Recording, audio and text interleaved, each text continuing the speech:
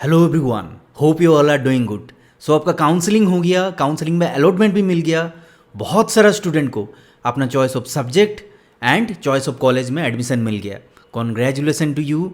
लेकिन बहुत सारा स्टूडेंट ऐसा भी है जिसको अपना चॉइस ऑफ सब्जेक्ट और कॉलेज में एडमिशन नहीं मिला।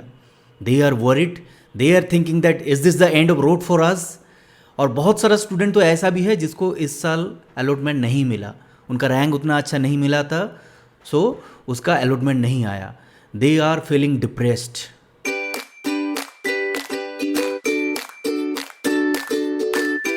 In this video, I am going to discuss about 5 important things which you expect from residency. आप रेसिडेंसी ज्वाइन करने के बाद एक्सपेक्ट करते हो, लेकिन इन रिटर्न रियलिटी में कुछ अलग दिखता है। ये वीडियो दोनों के लिए इंपॉर्टेंट है।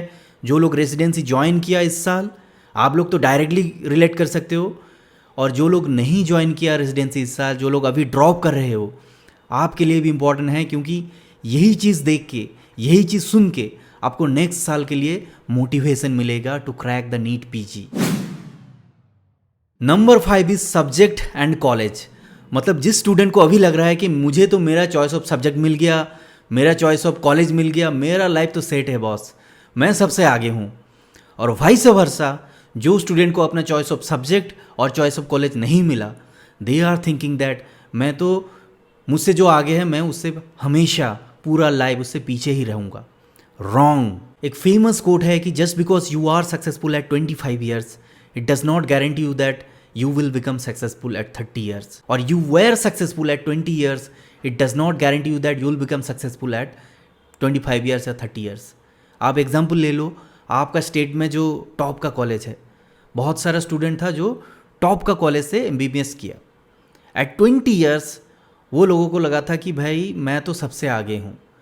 लेकिन अभी देखो, वही टॉप का कॉलेज में जो MBBS किया था, बहुत सारा स्टूडेंट अभी भी ऐसा है, अभी वो लोग ड्रॉप कर रहा है। लेकिन उसका नीचे का जो कॉलेज था, उससे अभी बहुत अच्छा कॉलेज मिल गया, बहुत अच्छा सब्जेक्ट मिल गया नीट पीजी में।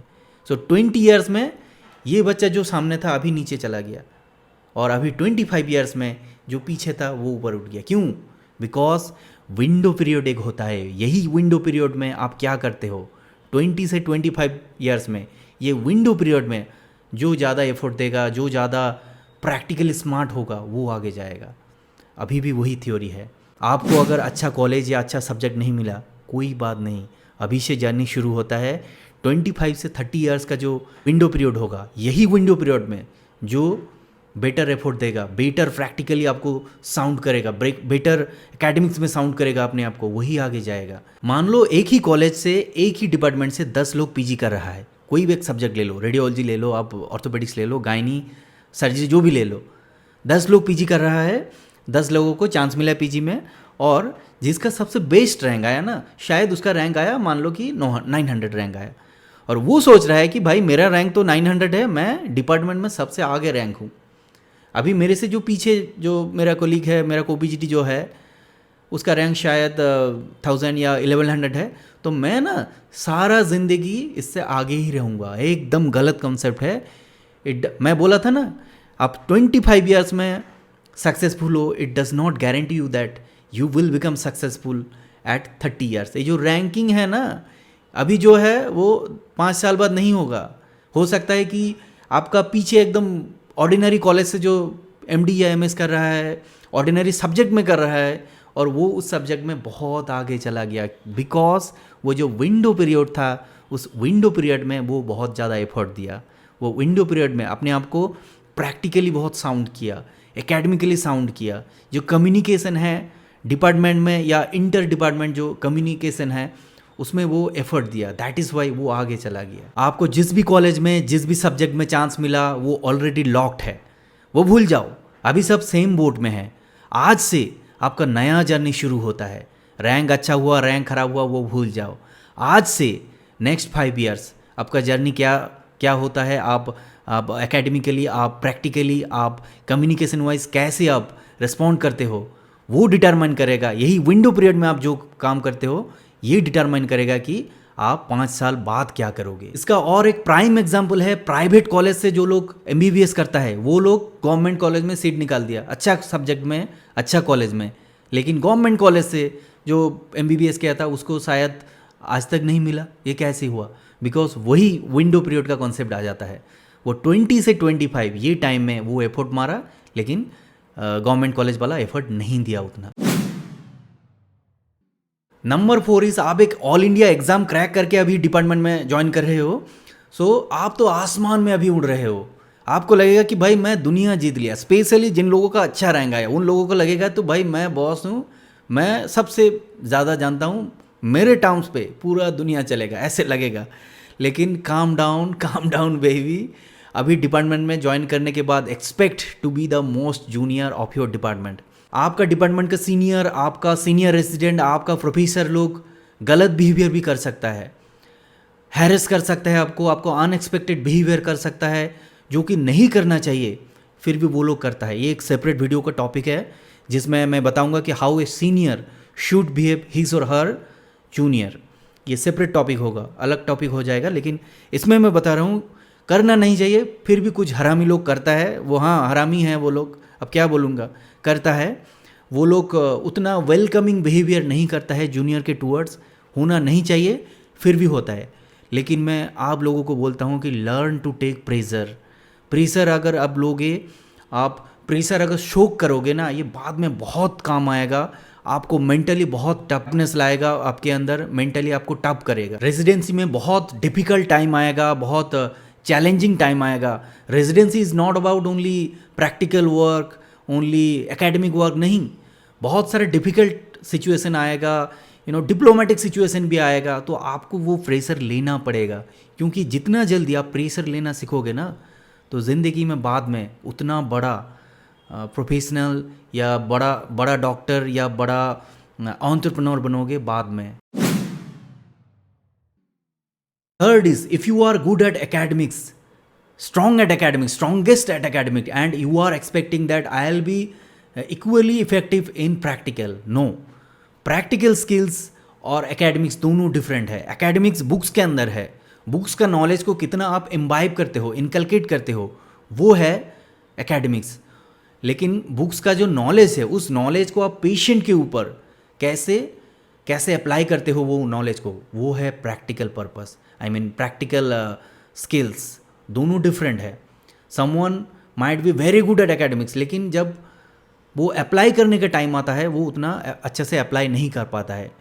ये खाली सर्जिकल स्किल में नहीं है, ये मेडिसिनल सब्जेक्ट, डायग्नोस्टिक सब्जेक्ट हर जगह में है।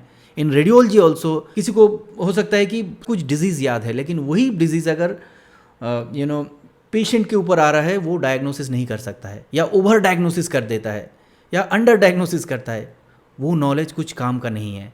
If you are in surgical subject also same thing, आपका सब बुक पता है, हाँ, Bailey and Love, Sabiston, Schwartz, बहुत सारे मैनीगोड ना क्या बुक है वो लोगों का, सब बुक, कैम्बेल, वो सब बुक है, आपको सब कुछ याद है। लेकिन आप अगर ओटी कर रहे हो या पेशेंट देख रहे हो ओपीडी में, वो नॉलेज आपका ट्रांसफ़र नहीं हो रहा है, कुछ काम का नहीं है वो knowledge, if you can't apply the knowledge in patient.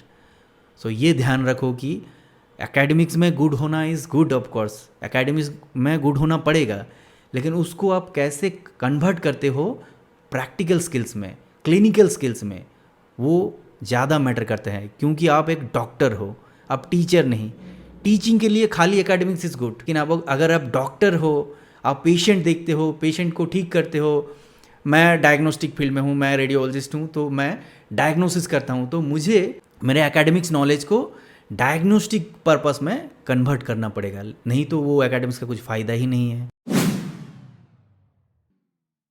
Second is workload. किसी डिपार्टमेंट में, किसी कॉलेज में थोड़ा ज़्यादा काम हो सकता है, किसी में थोड़ा काम होगा, वो छोड़ो, लेकिन expect your residency to be tougher. आप जितना काम करोगे ना उतना ही सीखोगे। खाली एकेडमिक्स, खाली प्रैक्टिकल स्किल्स का बात नहीं है। रिस्पॉन्सिबिलिटी लेने का जो एबिलिटी है, प्रेशर लेने का जो एबिलिटी है, वो तभी डेवलप होगा अगर आपका रेसिडेंसी का वर्कलोड हाई होता है। अगर एक टफ दिन जाता है ना, तो उससे आप बहुत सीख सकते हो। एक इजी दिन में क्या सीखोगे? जिस दिन आपका थोड़ा कम काम होता है, 6 घंटा 7 घंटा काम हो गया, उसमें क्या सीखोगे?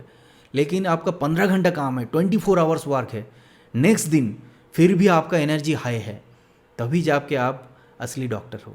क्योंकि प्रेशर लेने का एबिलिटी आपको सीखना ही पड़ेगा। अभी जाके जितना प्रेशर लोगे बाद में ना बहुत काम में आएगा। अभी मेरा खुद का जो स्केड्यूल है, यू कैन नॉट इमेजिन, एक फर्स्ट ईयर रेजिडेंट से भी ज़्यादा मेरा हेक्टिक स्केड्यूल है। मैं 10 से 12 घंटा काम करता हूँ हर डे, 7 के 7 दिन मैं काम करता हूँ।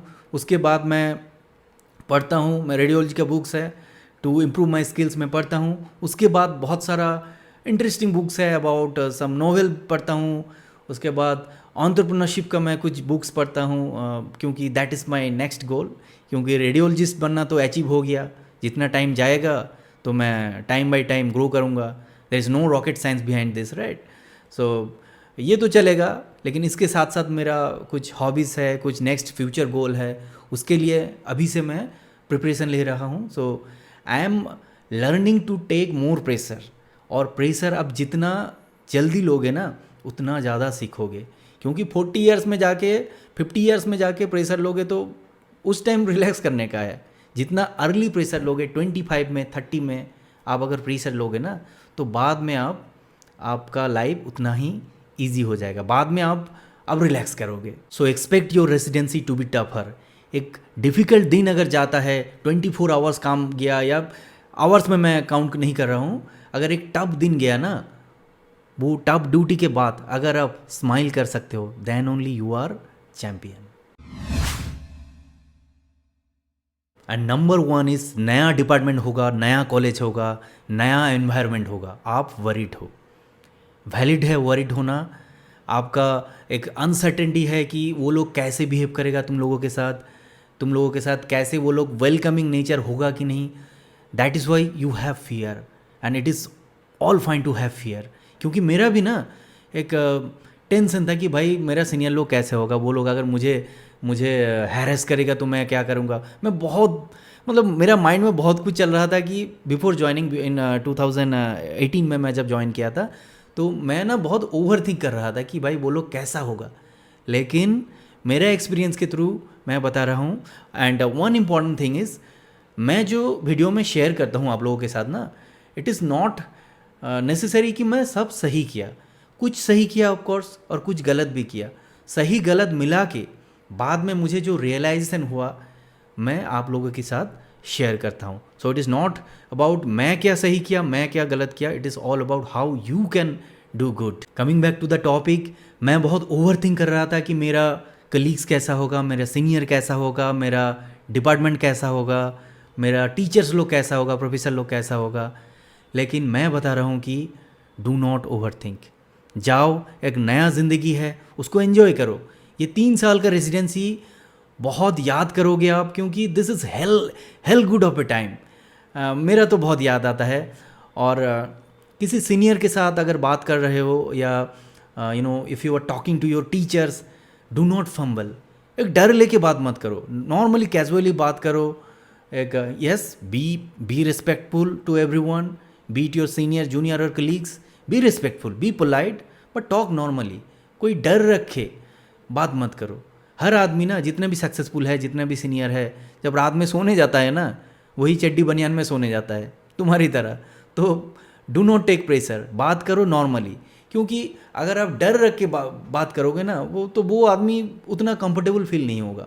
सो talk nicely, behave nicely, be respectful, be polite, but normal, take it easy. सबके साथ आराम से बात करो, तभी जाके वो रैपो बिल्ड होगा। ओवर रिस्पेक्टफुल होके कुछ फ़ायदा नहीं है।